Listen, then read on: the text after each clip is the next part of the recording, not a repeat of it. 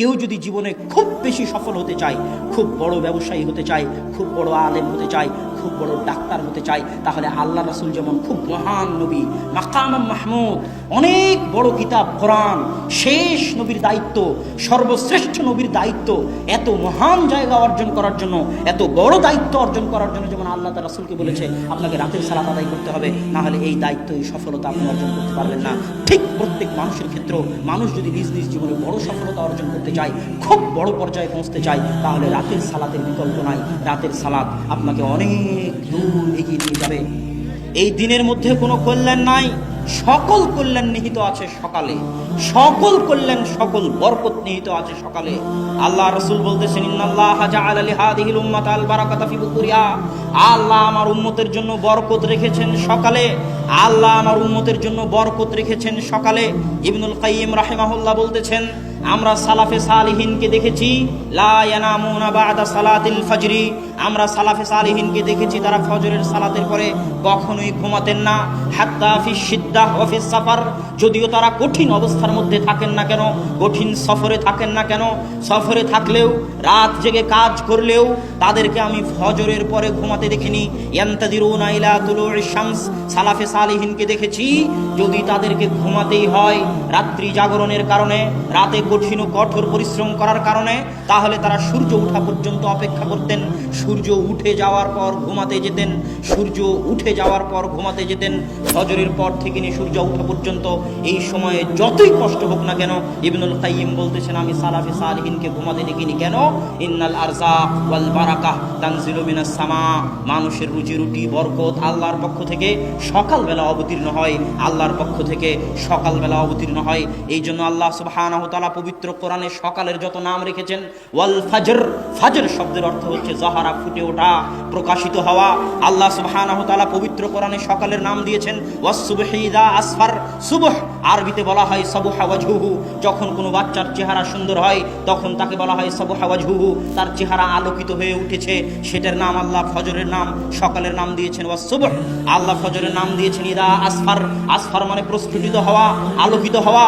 আল্লাহ সকালের নাম দিয়েছেন ওয়ান নাহার ইযা তাজাল্লা, দিন যখন জ্বলে ওঠে, দিন যখন প্রস্ফুটিত হয়। আল্লাহ সুবহানাহু ওয়া তাআলা সকালের জন্য পবিত্র কোরআনে যত শব্দ ব্যবহার করেছেন সব শব্দ আলোকিত হওয়া, প্রস্ফুটিত হওয়া, জ্বলে ওঠা, প্রজ্বলিত হওয়ার সাথে সম্পৃক্ত। ঠিক একইভাবে আল্লাহ সুবহানাহু ওয়া তাআলা এই পৃথিবীকে পরিচালনা করেন। সুন্নাতুল্লাহি ফি তাদবিরিল আরজ, পৃথিবী পরিচালনায় আল্লাহর মূলনীতি, পৃথিবী পরিচালনায় আল্লাহর মূলনীতি যদি কেউ জানতে চায়, মানুষের এই 50-60 বছরের জীবনে পৃথিবী পরিচালনায় আল্লাহর মূলনীতি জানা সম্ভব নয়। কেউ যদি পৃথিবী পরিচালনায় আল্লাহর মূলনীতি জানতে চায়, তাকে 500, 600, 700 বছর, 1000, 1500 বছরের ইতিহাস পড়ে দেখতে হবে আল্লাহ কিভাবে পৃথিবী পরিচালনা করেন। তবে ফজরের ক্ষেত্রে, সকালের ক্ষেত্রে পৃথিবী পরিচালনায় আল্লাহর মূলনীতি হচ্ছে আল্লাহ সকল সৃষ্টিজীবকে এইভাবে সাজিয়েছেন। সকালবেলা ফুল ফোটে, সকালবেলা সূর্য ওঠার আগে পাখিরা জেগে ওঠে, সকালবেলা সূর্য ওঠে, আল্লাহ পৃথিবী এইভাবে সাজিয়েছেন। আল্লাহ যখন ফেরেশতাদের দায়িত্ব বন্টন করে দিয়েছেন, তখন ফেরেশতাদের দায়িত্ব বন্টনের যে পালাবদল হয় সেটাও ফজরের সময় হয়। এটা হচ্ছে পৃথিবী পরিচালনায় আল্লাহর মূলনীতি। পৃথিবী পরিচালনায় আল্লাহর মূলনীতি সামনে রাখলে এবং ফজরের জন্য আল্লাহ কোরআনে যত শব্দ ব্যবহার করেছেন সেগুলোকে সামনে রাখলে এ কথা স্পষ্ট, কেউ যদি তার জীবনকে আলোকিত করতে চায়, কেউ যদি তার জীবনকে প্রস্ফুটিত করতে চায়, কেউ যদি তার জীবনকে সফল করতে চায়, সে কৃষক হোক, ডাক্তার হোক, ইঞ্জিনিয়ার হোক, ছাত্র হোক, ব্যবসায়ী হোক, তাকে সকালকে কাজে লাগাতে হবে। সকালের কল্যাণ থেকে বঞ্চিত হয়ে জীবনে সফল হওয়ার স্বপ্ন দেখা আকাশ কুসুম কল্পনার শামিল। সম্মানিত উপস্থিতি, সকালে এত বরকত, সকালে এত বরকত, সকালে এত বরকত যে কেউ যদি চাক্ষুষ সকালের বরকত দেখতে চায় তাহলে তাকে হেফজখানায় যেতে হবে, কোরআন হেফজ করতে হবে। আমিও হেফজখানার ছাত্র, ছোট ছোট ছাত্রের সাথে আমি কোরআন হেফজ করেছি। সব হেফজখানায় ফজরের আগে বাচ্চাদের উঠিয়ে দেওয়া হয়। কেননা ওয়াল্লাহি আল্লাহর কসম, ওয়াল্লাহি আল্লাহর কসম, ওয়াল্লাহি আল্লাহর কসম, ফজরের সময় যত কোরআন মুখস্থ হয় সারা দিনের আর কোনো সময়ে অত কোরআন মুখস্থ হয় না। ফজরের সময় যত কোরআন মুখস্থ হয় সারা দিনের আর কোনো সময় অত কোরআন মুখস্থ হয় না। আজকে হতভাগা মুসলিম জাতির জন্য আল্লাহ ফজরের সালাত দিয়েছে। ফজরের সালাতের পরে সে কোরআন তেলাওয়াত করবে, কোরআন তেলাওয়াত দিয়ে দিন শুরু করবে। এর চেয়ে কল্যাণকর, এর চেয়ে সুন্দর দিন, এর চেয়ে ভালো দিন, এর চেয়ে উত্তম দিন পৃথিবীতে আর কোনো কিছু হতে পারে না। যেই দিন আল্লাহর বাণী দিয়ে শুরু হয় না, ওই দিনের কোনো মূল্য নাই। কেননা আল্লাহ সকল বরকত আসে আল্লাহর পক্ষ থেকে, আর কোরআন হচ্ছে আল্লাহর বাণী। যেখানে কোরআন পড়া হবে ওখানে বরকত হবে, যে কোরআন পড়বে তার জীবনে বরকত হবে। অতএব সুন্দর দিন কেউ যদি টাইম ম্যানেজমেন্ট করতে চায়, সময় বরকত পেতে চায়, তাকে ফজরের সালাত আদায় করতে হবে। ফজরের সালাতের পর ঘুমানো যাবে না, কোরআন পড়ার মাধ্যমে দিন শুরু করতে হবে। আপনি দোকানদার হন, ব্যবসায়ী হন, কৃষক হন, শ্রমিক হন, ইঞ্জিনিয়ার হন, ডাক্তার হন, আপনার জীবন বরকত দিয়ে ভরে যাবে। এ কথা আমার নয়, আল্লাহ রাসূলের। সাহাবী সাখর আল গামিদি বলতেছে, আমি হাদিস শোনার পর, আল্লাহ রাসূলের এই হাদিস শোনার পর যে সকালে বরকত রয়েছে, আমার ব্যবসায়িক কার্যক্রম আমি সকালে শুরু করতাম ফজরের সালাতের পর কোরআন তেলাওয়াত করার মাধ্যমে। না ঘুমিয়ে আমি আমার ব্যবসায়িক কার্যক্রম শুরু করতাম। অল্প দিনের মধ্যে আমি দেখি আমার ব্যবসায় উত্তরোত্তর উন্নতি আর উন্নতি, উন্নতি আর উন্নতি। আমার ব্যবসায় আমি কোনো লস এবং লোকসান খুঁজে পাইনি। আর এখনকার যুগে ইহুদি খ্রিস্টানদের উদাহরণ না দিলে মুসলমানদের মন শান্ত হয় না। এই জন্যই তো মুসলমানেরা কোরআন পড়ার পরও বিজ্ঞানের সাথে মিলাতে চায়। আর আমি কোরআনকে বিজ্ঞানের সাথে মিলানোর খুব বিরোধী। ওই যে যখন আবু বকর রাদিয়াল্লাহু তাআলা আনহু মিরাজে বিশ্বাস করেছিল, তখন আবু বকর কি মিরাজকে বিজ্ঞানের সাথে মিলিয়েছিলেন? কথা বলেন, বিজ্ঞানের সাথে মিলিয়েছিলেন? আবু বকর বলেছিলেন, যদি মুহাম্মদ বলে থাকে মিরাজে গেছেন সাল্লাল্লাহু আলাইহি ওয়াসাল্লাম, সামি'না ওয়া আমান্না, আমি আবু বকর সাথে সাথে ঈমান আনলাম, কেননা মুহাম্মদ মিথ্যা বলতে পারে না। এর নাম কোরআন এবং হাদিস। কোরআন এবং হাদিসে যা আছে সেটাই সত্য। বিজ্ঞান মিথ্যা হয়ে যেতে পারে। কোরআন এবং হাদিসের যদি আজ বিজ্ঞান বিরোধিতা করে তাহলে সেটা মিথ্যা। 10 দিন 15 দিন পরে হয়তো বিজ্ঞান কোরআন এবং হাদিসের পক্ষে কথা বলবে। তবুও যেহেতু মানুষের মন টানে না, সেহেতু আমি বলতেছি, একজন খ্রিস্টান লেখক একটা বই লিখেছে, miracle of the miracle morning, সকালের জাদু। তিনি বলতেছে, মানুষ যদি দুনিয়াতে জাদু দেখতে চায়, বাজার ঘাটে জাদু দেখে মানুষ বাস্তব কোনোদিন জাদু দেখতে পাবে না।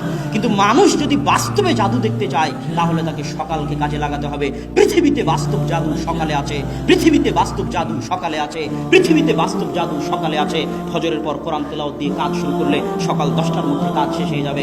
কাজ আর বাকি থাকবে না, করার মতো কোনো কাজ খুঁজে পাবেন না।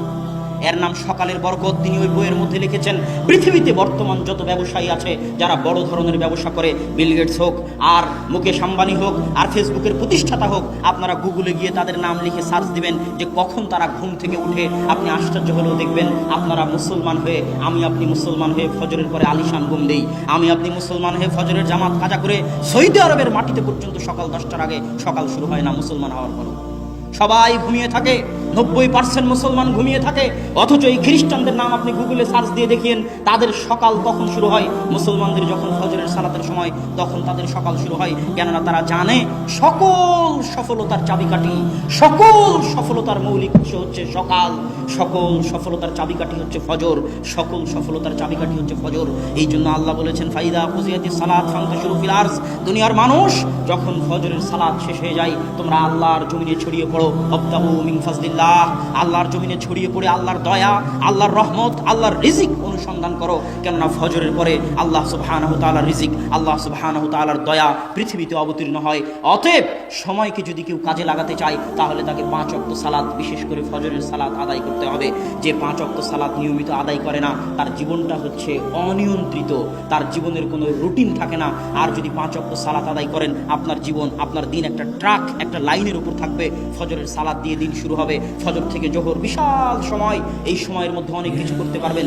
জোহর থেকে আসর পর্যন্ত বিশ্রাম নেবেন। এইভাবেই আল্লাহ সালাতগুলো সাজিয়ে দিয়েছে। আসর থেকে আবার নতুনভাবে কাজ করার উদ্যম তৈরি হবে। আসর থেকে মাগরিব পর্যন্ত কাজ করবেন, মাগরিব থেকে এশা পর্যন্ত কাজ করবেন, এশার পরে এশার সালাত দিয়ে দিন শেষ করবেন, তারপরে ঘুমাতে যাবেন। এই যে আমি যদি শুধু সালাত ঠিক মতো আদায় করি, আমার সারা দিন নিয়ন্ত্রণ হয়ে যাবে। টাইম ম্যানেজমেন্টের জন্য সালাতের চাইতে বড় মাধ্যম পৃথিবীতে আর নাই। যারা জীবনে সফল হতে চায়, তারা সালাত আদায়ের মাধ্যমে নিজেদের সময়কে কাজে লাগাক, তারা সফল হবেই হবে ইনশাআল্লাহ। সম্মানিত উপস্থিতি, সময়ে বরকত কিভাবে হবে? আজকে সময়ে বরকত নাই, এটা কি বুঝতে পারেন? এখনকার যুগে সময়ে বরকত নাই, এটা কি বুঝতে পারেন? সময়, মাস, দিন দ্রুত পার হয়ে যাচ্ছে, কারো সময়ে বরকত নাই। একদিন, এক সপ্তাহ, এক বছর কোনো কাজ ছাড়াই, আপনি একটু ভাবেন তো, গত 1 বছর আপনি কি কাজ করেছেন যা দেশ জাতি এবং ইসলামের উপকার দিবে? গতকাল আপনি সারাদিন কি এমন কাজ করেছেন যা দেশ জাতি এবং ইসলামের, আপনার নিজের জন্য মৃত্যুর পর উপকার দিবে? কোনো কাজ খুঁজে পাবেন না। এইভাবেই দিন পার হয়ে যাচ্ছে সব মানুষের। এই জন্য আল্লাহ বলেছে, ওয়াল আসর ইন্নাল ইনসানা লাফি খুসর। সব মানুষ সময় নষ্ট করে, সব মানুষ ধ্বংসের মধ্যে, ক্ষতির মধ্যে নিমজ্জিত। সময়ের বরকত উঠে গেছে। অথচ আমাদের সালাফে সালেহিন, তাদের জীবনে সময়ের কত বরকত ছিল, কত বরকত ছিল, বেহিসাব বরকত ছিল তাদের জীবনে। স্বয়ং আল্লাহ রাসূল মাত্র 23 বছরের জীবনে সারা পৃথিবীতে বিপ্লব তৈরি করেছেন। আর আমরা 30-40 বছরও কিছু করতে পারি না। ইমাম নববী রাহিমাহুল্লাহ মাত্র 37-38 বছর বয়সে মারা গেছে, অথচ তার এমন কোনো বই নাই যে বই মুসলমানদের ঘরে স্থান পায়নি। অল্প বয়সে মারা গেছেন, অথচ এত খিদমত করে গেছেন। আল্লাহ তাদের সময়ে বরকত দিয়েছিল। আমাদের সময় হচ্ছে বরকতহীন সময়। কেউ যদি সময়ে বরকত পেতে চায় তাহলে কয়েকটি কাজ জরুরি। এক, সময়ে বরকত পাওয়ার জন্য জরুরি হচ্ছে আল্লাহ সুবহানাহু ওয়া তাআলাকে স্মরণ করা, আল্লাহ সুবহানাহু ওয়া তাআলার জিকির করা। আল্লাহ সুবহানাহু ওয়া তাআলার স্মরণ করা এত বড় ইবাদত, এত বড় ইবাদত, এত বড় ইবাদত যে আল্লাহ সুবহানাহু ওয়া তাআলা বলছেন, ইউনুস যদি মাছের পেটে আমাকে স্মরণ না করতো তাহলে আমি ইউনুসকে কিয়ামত পর্যন্ত মাছের পেটে রেখে দিতাম। আল্লাহকে স্মরণ করা এত বড় ইবাদত, আল্লাহকে স্মরণ করা এত বড় ইবাদত। আল্লাহ বলছেন, ফাযকুরুনি আযকুরকুম। দুনিয়ার মানুষ পৃথিবীর যেখানেই থাকো না কেন, আফ্রিকার জঙ্গলে থাকো আর আটলান্টিক মহাসাগরের অতল গহ্বরে থাকো, যেখান থেকেই আমাকে স্মরণ করো না কেন, আমি আল্লাহ এই মহাপরাক্রমশালী সত্তা হওয়ার পরেও, সারা পৃথিবীর মালিক হওয়ার পরেও যেখান থেকে আমাকে স্মরণ করবে আমি আল্লাহ সেখানেই সেই অবস্থাতেই তোমাকেও স্মরণ করবো। আল্লাহু আকবার, আল্লাহু আকবার। আল্লাহ সুবহানাহু ওয়া তাআলার এই কথার মূল্য দেওয়ার মতো, আল্লাহ সুবহানাহু ওয়া তাআলার এই কথার মূল্য দেওয়ার মতো যোগ্যতা আমাদের নাই। আমরা যদি সময়ে বরকত পেতে চাই আল্লাহকে স্মরণ করতে হবে। দলিল, ফাতেমা রাদিয়াল্লাহু তাআলা আনহা যখন আল্লাহ রাসূলকে বললেন, আল্লাহ রাসূল, আমার হাত ওই আটা পিষার জন্য ওই জাতা ঘুরাতে ঘুরাতে আমার হাত ঘা হয়ে গেছে, হাতে ব্যথা হয়ে গেছে, হাত লাগে, হাত ব্যথা হয়ে গেছে, চামড়া জড়সড় হয়ে গেছে, আপনি আমাকে একটা খাদেম দিন। তখন রাসূল সাল্লাল্লাহু আলাইহি ওয়াসাল্লাম বলেন, আলা আদুল্লুকুমা মা হুয়া, আমি কি তোমাদেরকে ওই জিনিসের দিকে ডাক দিব না, ওই জিনিসের কথা তোমাদের বলে দিব না যেটা একটা খাদেম দেওয়ার চাইতে তোমাদের জন্য বেশি কল্যাণ করা হবে। ফাতেমা রাদিয়াল্লাহু তাআলা আনহা চাইলেন খাদেম, আর আল্লাহর রাসূল বলতেছেন খাদেমের দরকার নাই, একটা জিনিস বলে দিচ্ছে ওটার উপর যদি আমল করো খাদেমের চাইতে বেশি উপকার পাবা। কি? 33 বার সুবহানাল্লাহ বলবা, 33 বার আল্লাহু আকবার বলবা, 33 বার আলহামদুলিল্লাহ বলবা, খাদেমের চাইতে বেশি উপকার পাবা।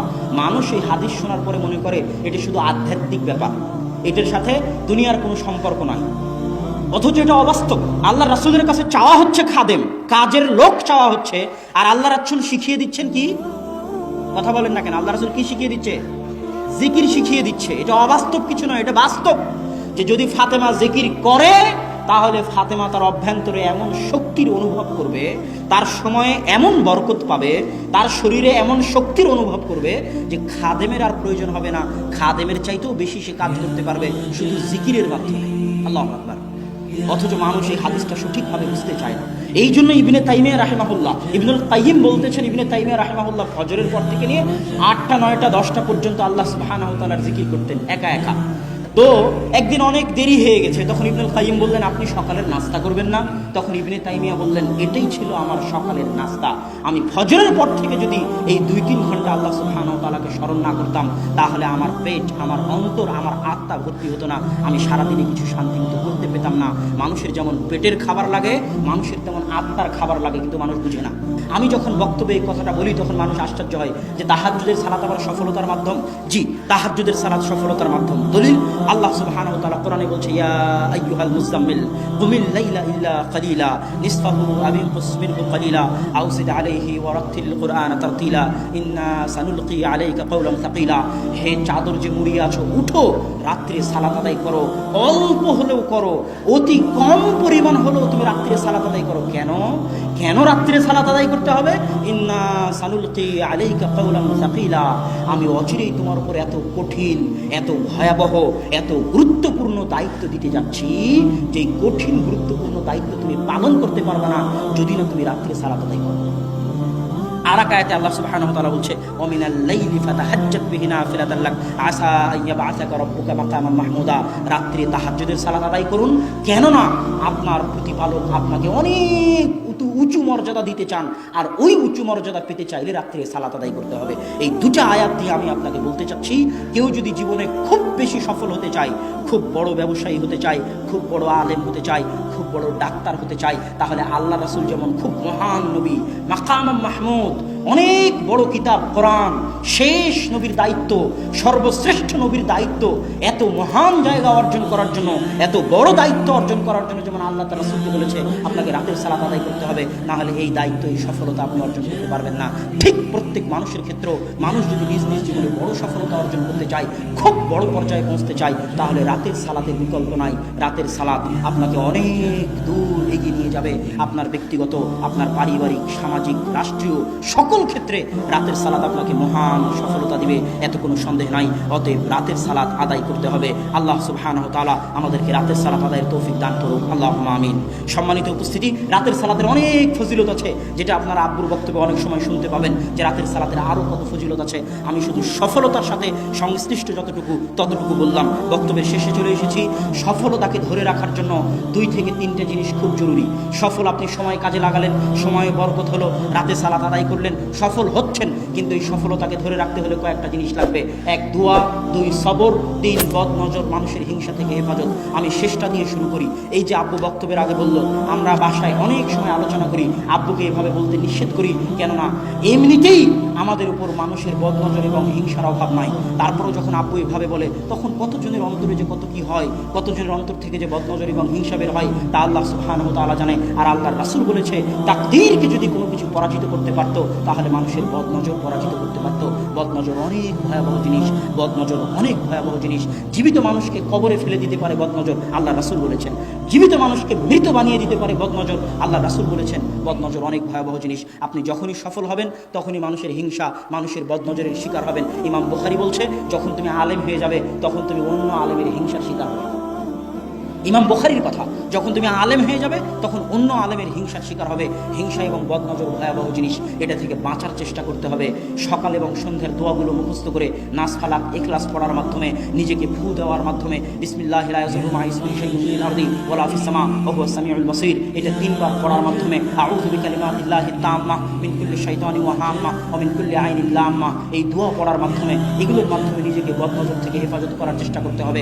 ছোট ছোট বাচ্চাকে ফু দিতে হবে এই দোয়াগুলো পড়ে, যেন তারা মানুষের বদনজর থেকে হেফাজতে থাকে। আপনি নিজেও যদি প্রশংসা করেন আপনার ছেলের, আপনি নিজেও যদি প্রশংসা করেন আপনার বইয়ের, তাহলে মাশাআল্লাহ বলবেন, বারাকাল্লাহ বলবেন। সৌদি আরবে যদি কোনো সৌদি ছেলের প্রশংসা করেন, আর যদি বারাকাল্লাহ মাশাআল্লাহ না বলেন, তাহলে আপনার হাত পা ধরে মাশাআল্লাহ বারাকাল্লাহ বলিয়ে নিবে। কেননা শুধু প্রশংসা বদনজর হতে পারে, দোয়াবিহীন প্রশংসা বদনজর হতে পারে, দোয়াবিহীন প্রশংসা বদনজর হতে পারে। এই জন্য যেই আপনার প্রশংসা করুক না কেন, তার মুখ থেকে দোয়া বের করিয়ে নেবেন, যে বারাকাল্লাহ বলে যাও, মাশাআল্লাহ বলে যাও, লা হাওলা ওয়ালা কুওয়াতা ইল্লা বিল্লাহ বলে যাও। যেই প্রশংসা করবে তার মুখ থেকে দোয়া বের করে নিতে হবে। আর আপনি নিজেও যখন প্রশংসা করবেন, তখনও দোয়া করতে হবে, কেননা দোয়া ছাড়া প্রশংসা বদনজর। আল্লাহ যে কোনো সফলতা ধ্বংস হয়ে যেতে পারে বদনজর দিয়ে। আল্লাহ সুবহানাহু ওয়া তাআলা আমাদেরকে মানুষের বদনজর এবং হিংসা থেকে হেফাজতে রাখার তৌফিক দান করুক, আল্লাহুম্মা আমিন।